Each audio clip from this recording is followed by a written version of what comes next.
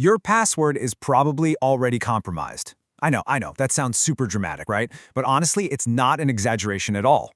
Welcome to this explainer. Today, we're breaking the chain of password compromise.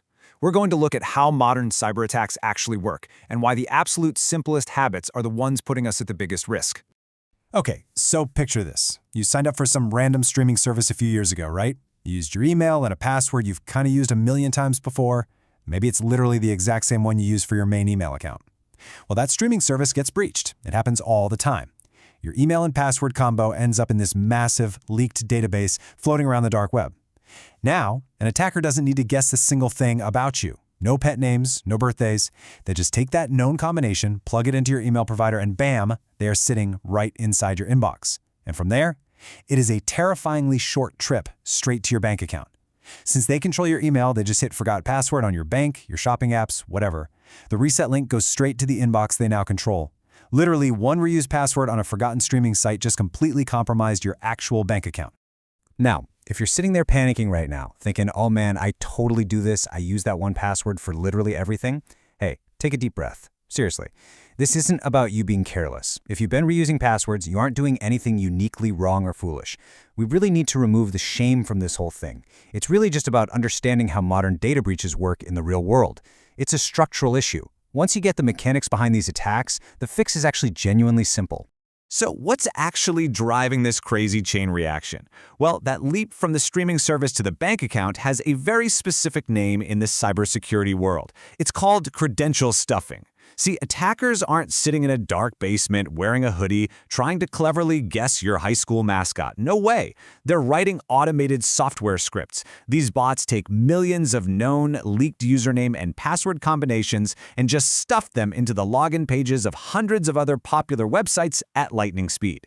They are basically making a highly calculated bet that human nature means you reuse that exact password somewhere else. And unfortunately for us, they win that bet almost every single time. Security researchers actually studied billions of leaked passwords, and guess what? They found that the overwhelming majority were reused or duplicated across accounts. This is not some rare, weird edge case. It is the absolute norm.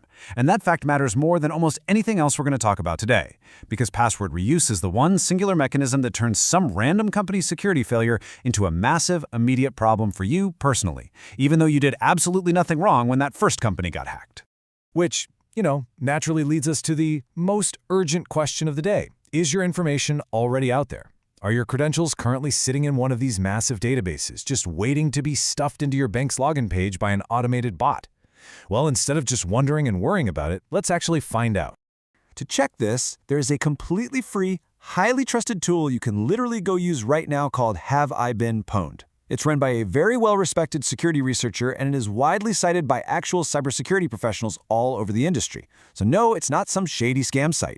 You just type in your email address, and it cross-references it to tell you exactly if and where that address has popped up in known data breaches. Now listen to me closely. If you do this and you see your email listed in bright red, do not panic. It's incredibly common. It absolutely does not mean a hacker is currently draining your checking account. It just means that specific email showed up in a breach at some point in the past. What really matters is your next move. You need to change the password for that specific breached account immediately. And, most importantly, if you reuse that exact same password anywhere else, you got to change it there too. Now, I know telling you to just change all your passwords and make them completely unique is incredibly easy for me to say out loud. But we have to be realistic here. The reason people reuse passwords is not laziness, it's memory. The average person has dozens, sometimes hundreds of online accounts, from your electric bill to social media to that one obscure shoe store you bought from 3 years ago. Nobody, and I mean literally nobody, can humanly remember 80 different highly complex passwords. It's impossible.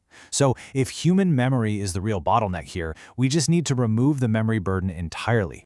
Which brings us to the ultimate fix: password managers. Think of a password manager as a secure digital vault that generates and remembers incredibly strong, totally unique passwords for every single site you use. You only ever have to remember one single master password to unlock the vault. That is literally it. The software handles the rest. It'll generate some random 20-character string for your bank, a totally different one for your email, another for your favorite online store, and you never have to memorize a single one. There are fantastic, highly reputable options out there like Bitwarden and 1Password. But honestly, Even the password managers already built right into Chrome, Safari, and Windows are absolutely fantastic. Using literally any of these choices is a massive, structural upgrade over reusing that same password you've had since 2014.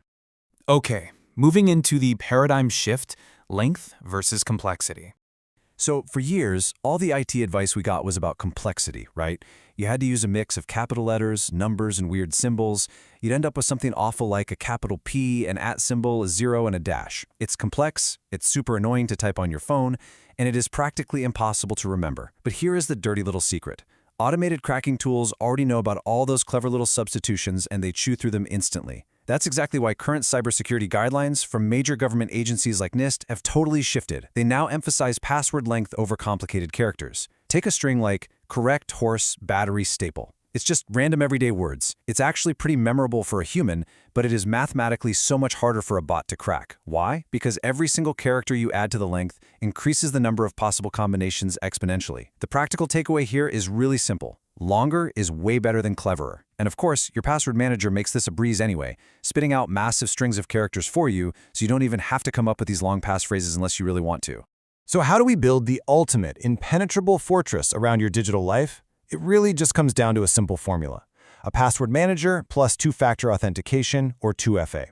If you've already turned on 2FA for your critical accounts, you are way ahead of the game. But listen, these two things don't replace each other. They actually work perfectly together to cover different blind spots. Think of it like this. The password manager makes sure attackers can never ever get in with a stolen, reused password from one of those credential stuffing attacks.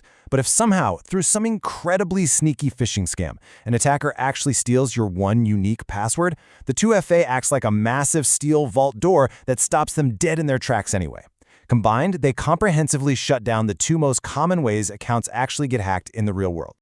We've covered a lot of ground in this explainer today, and we've seen exactly how a single innocent mistake on some forgotten streaming app can trigger a totally catastrophic chain reaction straight into your most sensitive accounts. So, I want to leave you with a direct question. Now that you know exactly how the dominoes fall, which of your reused passwords will you change first? Seriously, don't wait for the next major data breach to make the evening news. Pick the one account that matters most to you today, like your primary email or your main bank account, go check it on Have I Been Pawned, lock it down in a password manager, and break the chain of compromise once and for all.